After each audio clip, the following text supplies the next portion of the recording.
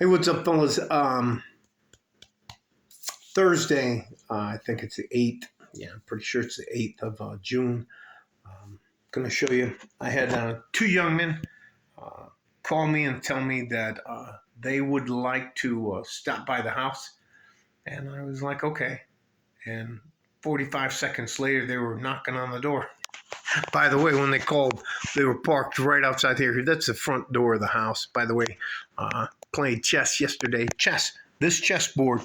And that guy up there fucking cheated me. We played 8 games, and he ended up leaving here with $300 in my cash. So,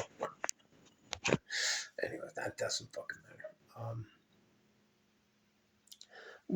The guy I'm going to talk to you the most about his name is Big Mike. And Big Mike has the oldest of 4 children. 3 of them are sons, and the youngest one's a daughter, and he has a mom. There's no dad there. Big Mike got in trouble because it's not his stepfather. He's his mother's boyfriend.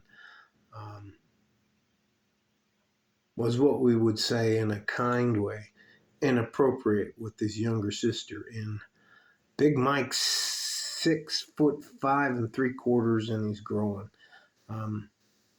I don't know if you've ever seen guys that are 6'5", 6'6". They're just, I'm 6'2", and that dude's like another book on top of my head above me. And but he's thin, he's long, he's arms and legs, but he's growing into that. Anyways, what happened is, how do you say this? His youngest sister, out of the 5 kids, the younger girl,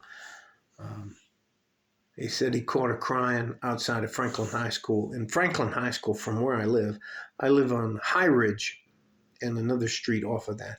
But if you go straight down the High Ridge, you run into Red Road. And if you take Red Road towards the south, you run into Wrestler. And at the corner of Wrestler Road and Red Road is Franklin High School. And he was going to, he has a car. It's a fucking 2007 Toyota Corolla, and it still runs. You should see him in it. He looks like this when he's driving in the car. He's driving like this in the car.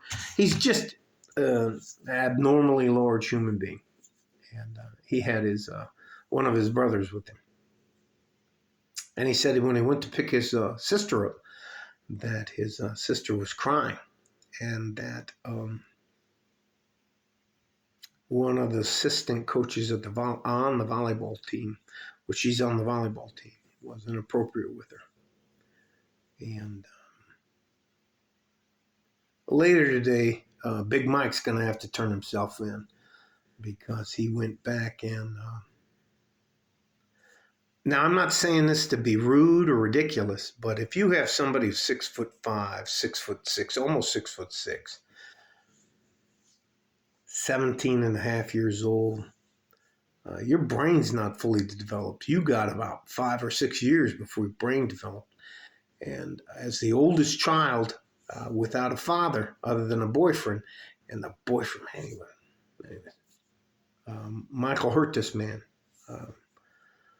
And you can, unless you have a gun or a taser or bear spray or something like that, if you think, especially to you ladies, if you think you can talk all that trash and act like you're going to fight a guy, you're out of your fucking mind. And Michael put that man in the hospital. Big Mike, excuse me. Big Mike would be upset that I didn't call him Big Mike, and then I called him Michael. Anyways, Michael, man, never mind, I'm not going to say it. And he had his brother with him, and he wanted to know if I could help him with legal help. So, of course, I called Jeep, and actually I called Jim Darnell, and Jim Darnell doesn't answer my calls, but I ended up talking to Jeep, who his son, and that's actually like the car, Jeep Darnell. And they told me the same thing. Of course, we'll take the case, but it's going to cost you. And that's about $5,000. But I can tell you that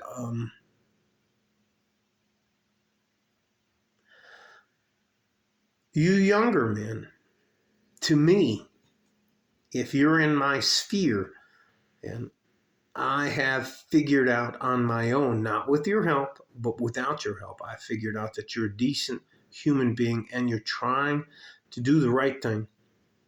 I'm going to do what I can to help you, and I'm not going to take anything from you. So,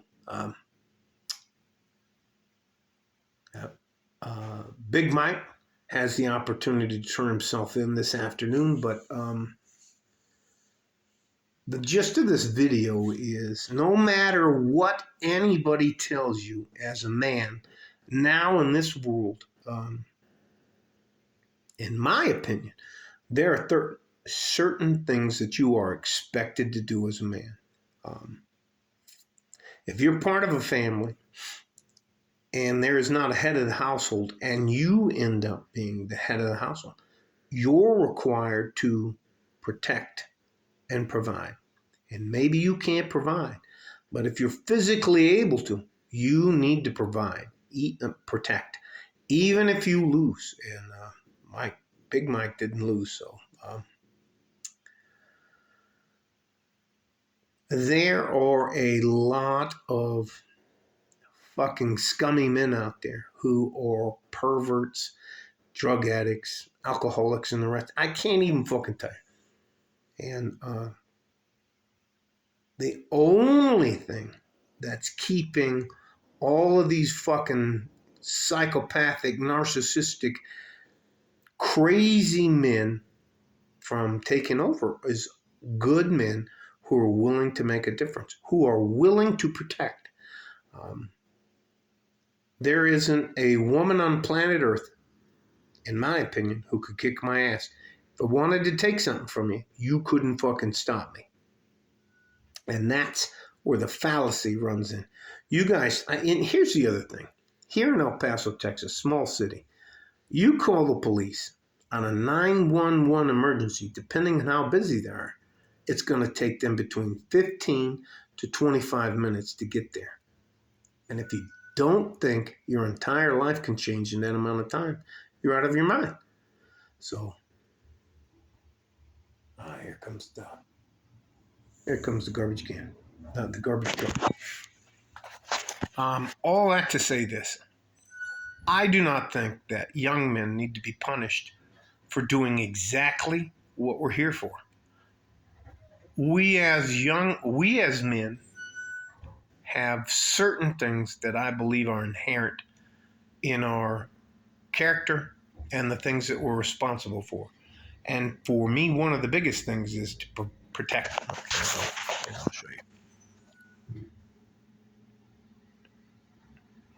Oh, there we go.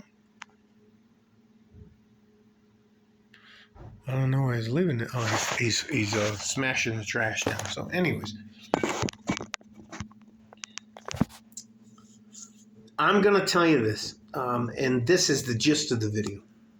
If you are approached by the police, you need to listen to the Miranda warnings. Everything and anything you say can and will be used against you. This is the biggest part, you have the right to remain silent. You don't have to be mean, you don't have to be rude or anything else like that, but you have the right to remain silent. Yes, officer, I understand, but I'm not going to answer your questions. No, I need to talk to my attorney. I'd like to speak to my attorney. I would like an attorney. I don't know, sir, I'm not going to say anything, and I'm not going to be disrespectful, but sir, I'm not going to say anything, because anything and everything you say can and most likely will be used against you, and they can twist shit out of. Anyways, let me just stop. We don't talk to the cops. I don't mean that mean. I'm not saying you should be mean to them or disrespectful to them or anything like that.